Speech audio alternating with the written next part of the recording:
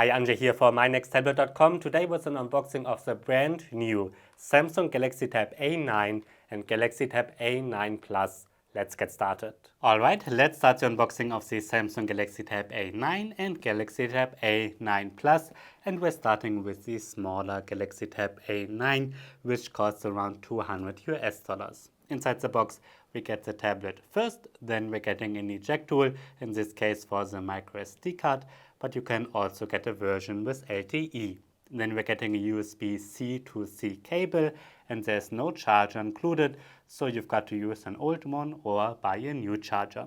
And then we get the standard paperwork, the guarantee card, and also the quick start guide. And that's it. Then we get basically the same with the Galaxy Tab A9 Plus, which starts at under $300. Here we're getting a much bigger tablet, as you can see.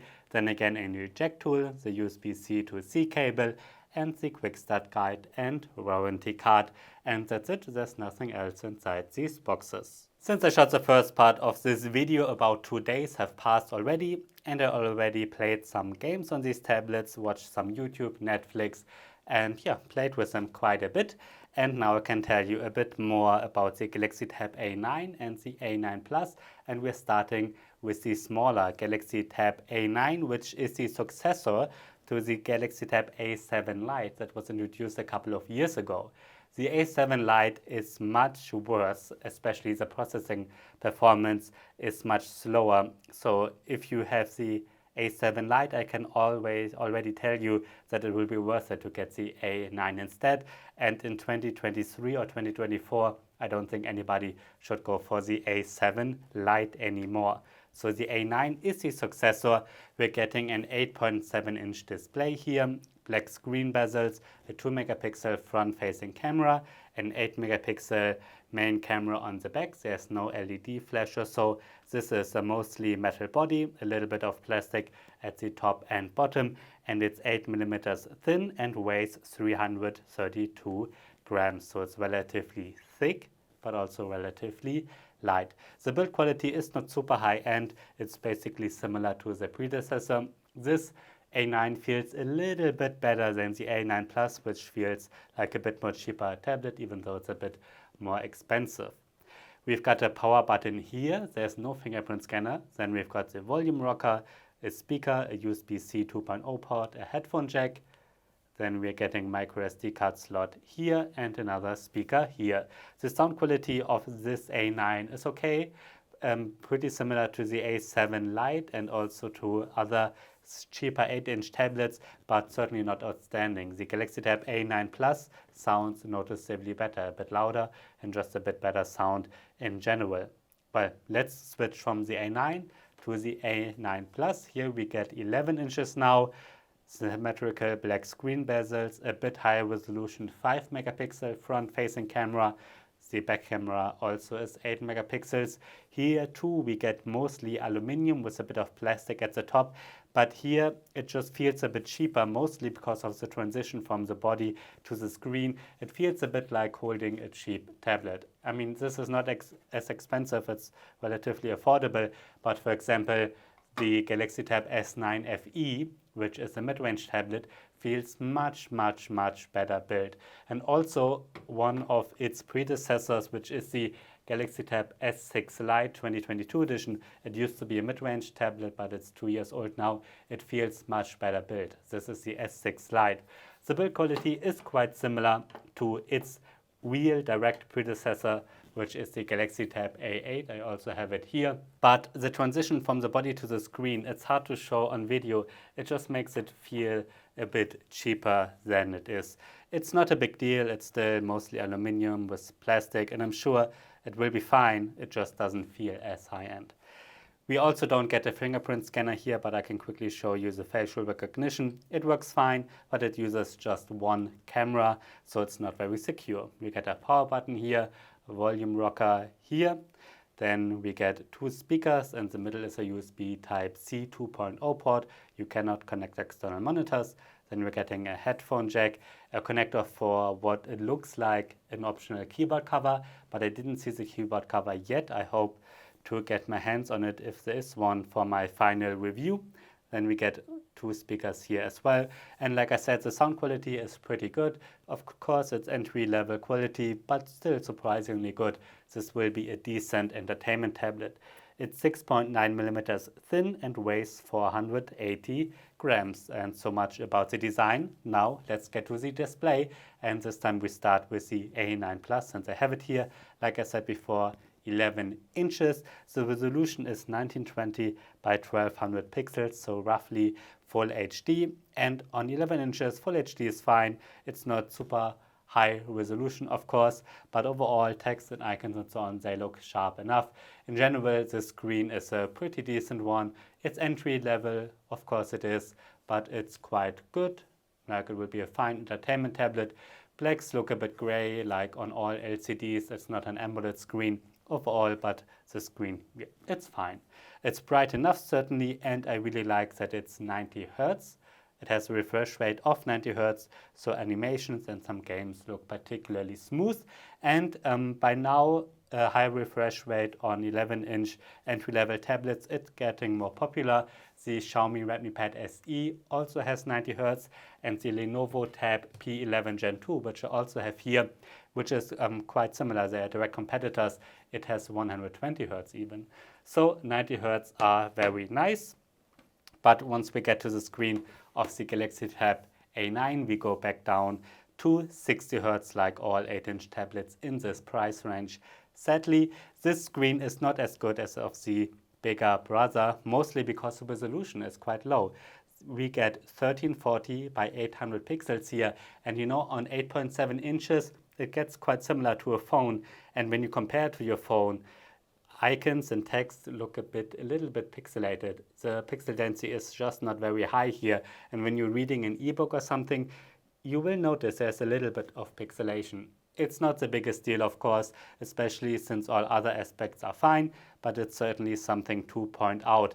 One big downside of all cheaper 8-inch tablets is that they all have this low resolution. So even if you're going to a direct competitor, which is the Lenovo Tab M9 here, the pixel density is basically the same. If you want to have a really nice 8-inch display, you've got to go for an iPad mini or import some tablet from China, but otherwise it will be hard to get a really nice 8-inch display.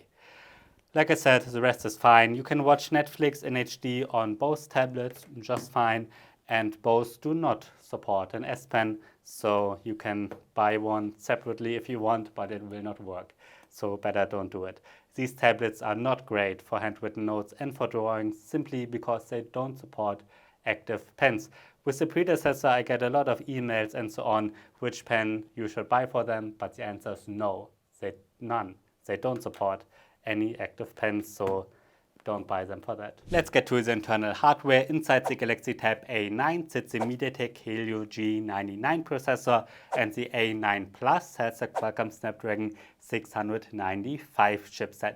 We get 4 GB or 8 GB of RAM on both, which is really nice that it starts at 4 GB now, because in the past we got 2 GB or 3 GB. Now it starts at 4 GB. It's also nice to see that we get 64 GB of storage as a standard, which is much better than 32 GB that we've gotten in the past. And you can also get versions with 128 GB of storage. You can get the A9 with optional LTE and the A9 Plus with optional 5G.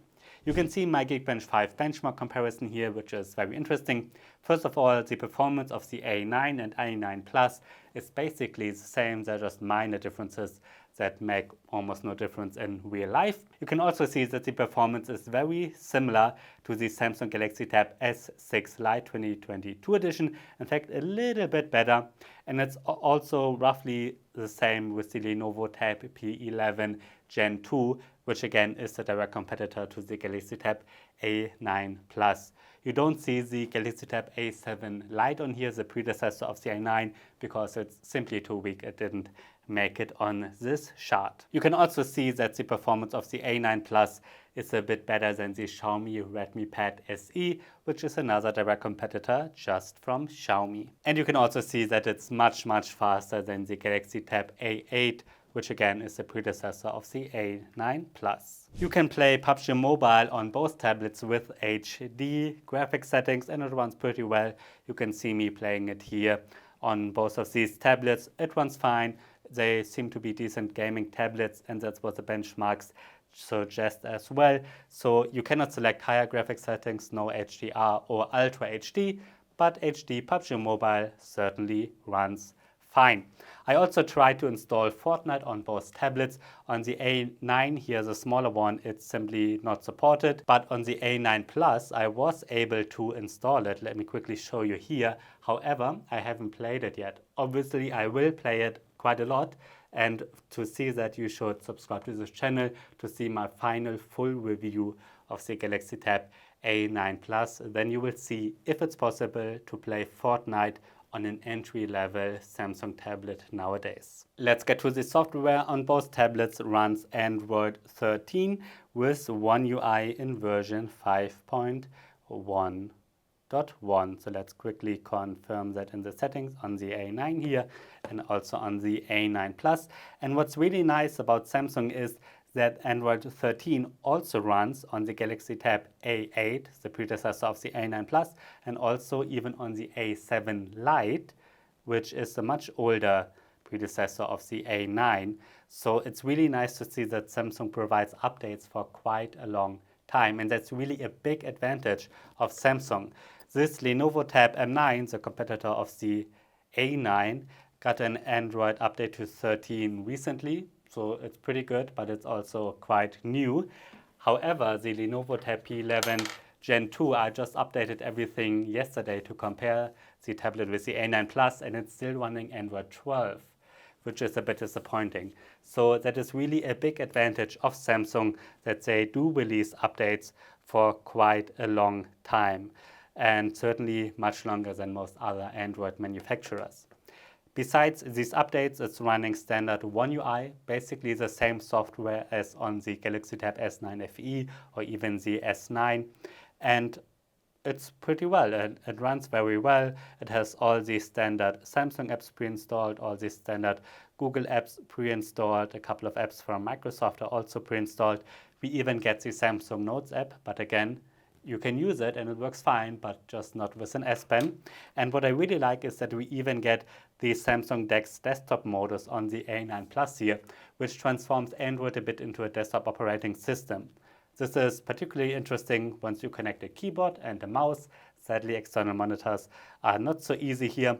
But once you connect a keyboard and mouse, it works pretty much like a desktop operating system with free-floating windows. You can have several apps open at the same time. You have got a desktop here, a taskbar at the bottom. The A9, the smaller version, has almost the same software, but it's missing the DeX desktop mode. That's a bit disappointing because the performance and benchmarks is basically the same. But for some reason, Samsung does not want us to use DeX on this smaller tablet. But like you see on here, it runs very well. So the software of the A9 series is quite excellent. Yeah, so these are my first impressions of the Samsung Galaxy Tab A9 Plus and the Galaxy Tab A9. My first impressions are pretty good. I like that we got a 90 Hz screen here. I like that the performance is now pretty similar, in fact a little bit better than on a former mid-range tablet, the Galaxy Tab S6 Lite.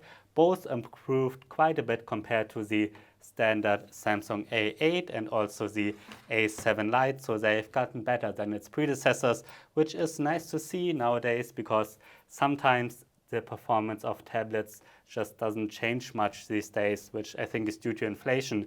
But here we actually do get better performance, a bit better screen features with the 90 Hz and Samsung DeX. That's quite nice to see.